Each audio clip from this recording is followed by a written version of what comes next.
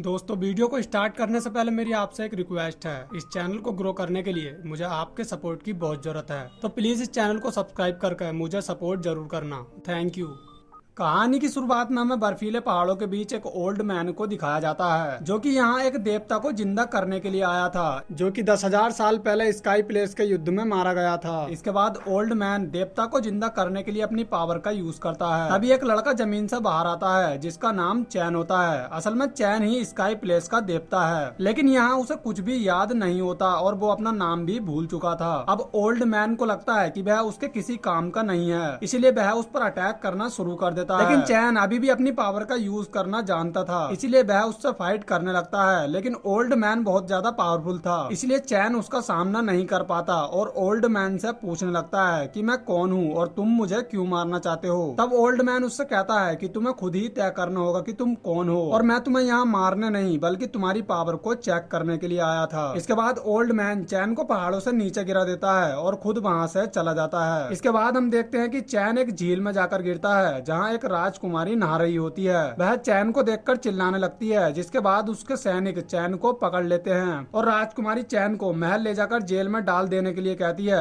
फिर next scene में हम जिलोंग नाम के एक लड़के को देखते हैं, जो कि शाही जेल का एक कैदी है, और यहाँ सोई नाम की एक लड़की उसका ट्रीटमेंट कर रही होती है, क्योंकि जिलोंग की कुछ कैदियों ने बुरी तरह से धुलाई की थी, जिस बात से जिलोंग बहुत ज्यादा नाराज था। इसके बाद उस जेल में सोई के कुछ और सैनिक आते हैं। तभी हम उसी जेल के कुछ कैदियों को एक दूसरे से इशारा करते हुए देखते हैं, जिसके बाद वो कैदी अपने अपने हथियार निकालते हैं और सोई के सैनिकों को मारकर वहां से भागने का डिसाइड करते हैं। जिसके बाद सोई के सैनिक और कैदियों के बीच फाइट होने लगती है। ये देख सोई जिलोंग को लेकर एक खुफिया सुरंग से जाने लगती है। इसी दौरान जिलोंग उस सुरंग में लगे एक स्पेल पेपर को छू लेता है, जिसके बाद उसे लगता है कि उसकी पावर वापस आ चुकी है, क्योंकि जिलोंग भी एक ड्रैगन है। लेकिन असल में वह स्वांजू नाम के एक आदमी की चाल थी, जो कि बहुत ज्यादा पावरफुल था और वह लोगों से उनकी पावर को छीन लेता है। और वो जिलोंग के साथ भी यही करने वाला था, लेकिन किसी तरह सोई उसे बचा लेती है और वहाँ से वापस पीछे भागने लगती है। इसी दौरान उन्हें जेल के सभी कैदी घेर लेते हैं और उन्हें मारने के लिए उन पर अटैक करने लगते हैं। सोई और जिलोंग उनका सामना करते हैं। इसी दौरान कैदी लियान को घायल कर देते हैं, लेकिन तभी वहाँ पर उस महल का प्राइम मिनिस्टर सीमा आ जाता है, जो कि बहुत ज्यादा शक्तिशाली था, और उसी ने उन लोगों को बंदी बनाया था, क्योंकि वह जानता था कि उन कैदियों के अंदर कुछ न कुछ सुपर पावर्स हैं और वह उनकी पावर को एब्जॉर्ब करना चाहता था।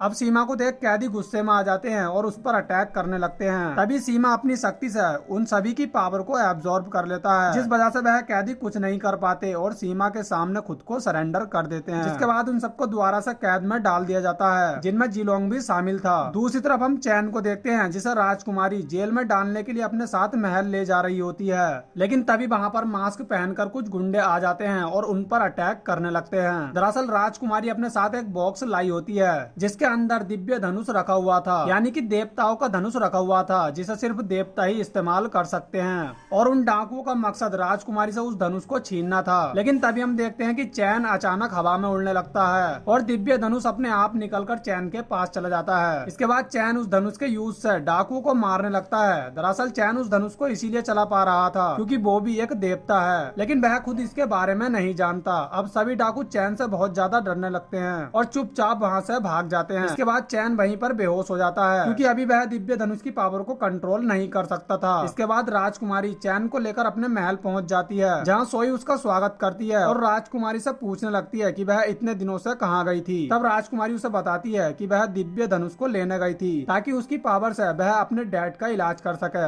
जो कि बहुत ज्यादा बीमार हैं। इसी दौरान चैन को होश आ जाता है और उसे सोई की शक्ल कुछ जानी पहचानी लगती है, इसीलिए वह सोई का हाथ पकड़ लेता है, क्योंकि उसे लगता है कि सोई वही लड़की है जिसे 10,000 साल पहले वह प्यार करता था, जो कि स्काई प्लेस में अपने देवता के साथ यानी कि चैन के साथ रहती थी। लेकिन एक दिन वह अचानक वहाँ से गायब हो गई थी। खैर यहाँ सोई उससे अपना हाथ छुड़ाती है और राजकुमारी से बातें करने लगती है। तभी अचानक चैन वहाँ से गायब हो जाता है, जिसके बाद राजकुमारी अपने सैनिकों से उसे ढूंढने के लिए कहती है। फिर हम देखते हैं कि चैन उस रूम में पहुंच जाता है जहाँ राजकुमारी ने दिव्य धनुष को रखा था। इसी दौरान उस रूम में राजकुमारी अपने डैड के साथ आ जाती है, जिसे देख चैन उसके डैड के यानी कि किंग के सिंहासन के पीछे छुप जाता है। तभी हम देखते हैं कि दिव्य धनुष चैन को अपनी ओर ओर खींचने लगता है, लेकिन चैन किंग के सिंहासन को कसकर पकड़ लेता है। तभी उसकी पावर की वजह से किंग की तबीयत अचानक से ठीक हो जाती है, लेकिन जैसे ही चैन वहाँ से अपना हाथ हटाता है तब किंग दोबारा से बीमार पड़ जाता है। अब प्रिंसेस यानी कि राजकुमारी को लगता है कि ये सब दिव्य धनुष की वजह से हो रहा है, इसीलिए वह दिव्य धनुष को किंग के पास ले आती है। लेकिन जैसे ही वह दिव्य धनुष को टच करता है तो वह धनुष सीधा चैन के पास चला जाता है, लेकिन चैन अभी भी उसकी पावर को कंट्रोल नहीं कर पा रहा था, जिस वजह से वह वहीं पर बेहोश हो जाता है और किंग सोई से उसका ट्रीटमेंट करने के लिए कहता है। फिर नेक्स्ट सीन में हम सीमा के बेटे लिंगकोंग को देखते हैं, जो सीमा को बताता है कि वह राजकुमारी से दिव्य धनुष छीनने में नाकामयाब हो गया है। अब इनकी बातों से हमें पता चलता है कि रास्ते में आते वक्त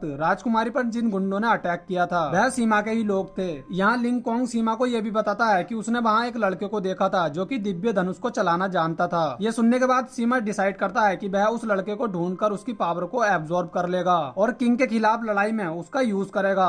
उधर चैन सपने में अपने पास्ट को देखता है जिसमें उसे सोई दिखाई देती है और वह स्काई प्लेस में दुश्मनों से लड़ते वक्त दिव्य धनुष का यूज कर रहा होता है, जिससे हमें पता चलता है कि दिव्य धनुष शुरू से ही चैन का वेपन था।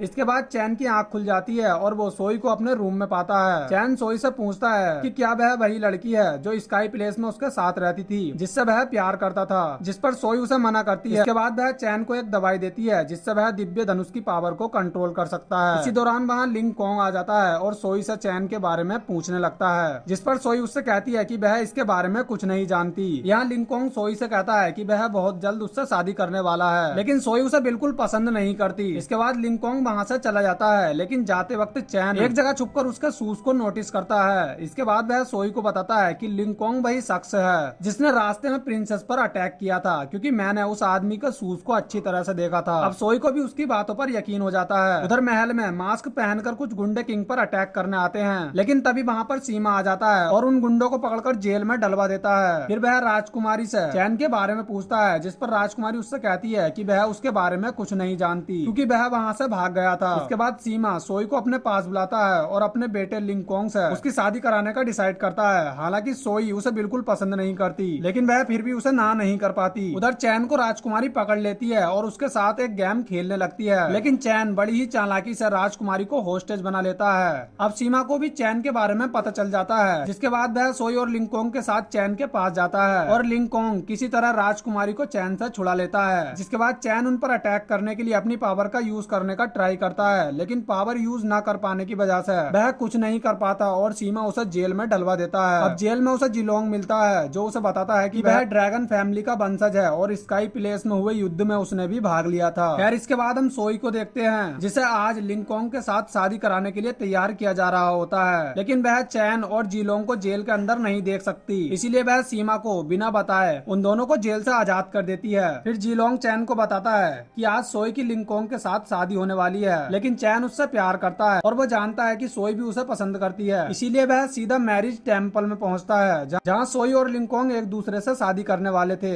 चैन सोई को अपने साथ लेकर जाने लगता है। ये देख लिंगकोंग को बहुत ज्यादा गुस्सा आता है और वह उससे फाइट करने लगता है। ये देख सीमा भी अपनी पावर से चैन पर अटैक करने लगता है, लेकिन अब चैन भी अपनी पावर को कंट्रोल करना सीख चुका था और सीमा उसका कुछ नहीं कर पाता और उसका बेटा लिंगकोंग यहाँ मारा जाता है। ये देख सीमा को बहुत ज्यादा दुख होता है। खैर इसके बाद हम देखते हैं कि सोई को एक बुक मिलती है जिससे उन्हें पता चलता है कि स्वांजू के कहने पर सीमा उन लोगों को कैद कर लेता था जिसके पास कुछ न कुछ सुपर पावर्स होती थी, क्योंकि वह उनकी पावर को छीनकर बहुत सारी सुपर पावर्स को इकट्ठा करना चाहता था ताकि वह हमेशा के लिए जिंदा रह सके। उधर सीमा लिंगकोंग की डेड बॉडी को लेकर स्वांजू के पास जाता है और अपने बेटे को जिंदा करने के लिए उससे हेल्प मांगता है और वह चैन से फाइट करने के लिए स्वांजू से कुछ शक्तियां मांगने की डिमांड करता है, लेकिन यहाँ स्वांजू उसकी कोई हेल्प नहीं करता और उल्टा सीमा से ही उसकी सारी पावर को एब्जॉर्ब कर लेता है, जिसके बाद सीमा की भी मौत हो जाती है। इसी दौरान वहाँ चैन और उसके साथी भी आ जाते हैं और चैन सीमा को मरा हुआ देख बहुत ज्यादा हैरान हो जाता है, लेकिन अब स्वांजू उन तीनों पर भी अटैक करने लगता है और चैन से उसकी सारी पावर छीन लेता है, जिस वजह से चैन वहीं पर बेहोश हो जाता है। इसके बाद स्वांजू राजकुमारी और किंग के पास जाता है और महल में एक आयोजन करने का डिसाइड करता है। अब किंग भी उसके लिए हाँ कर देता है, क्योंकि उसे नहीं पता था कि स्वांजू उस आयोजन में सभी लोगों से उनकी पावर्स छीनने वाला है। उधर चैन को जब होश आता है तब उसे पता चलता है कि उसकी सारी पावर जा चुकी है, जिस वजह से वह बहुत ज्यादा कमजोर हो चुका है, लेकिन फिर भी वह स्वांजू का सामना करने का डिसाइड करता है। उधर स्वांजू महल में एक आयोजन करता है और वहाँ मौजूद सभी लोगों से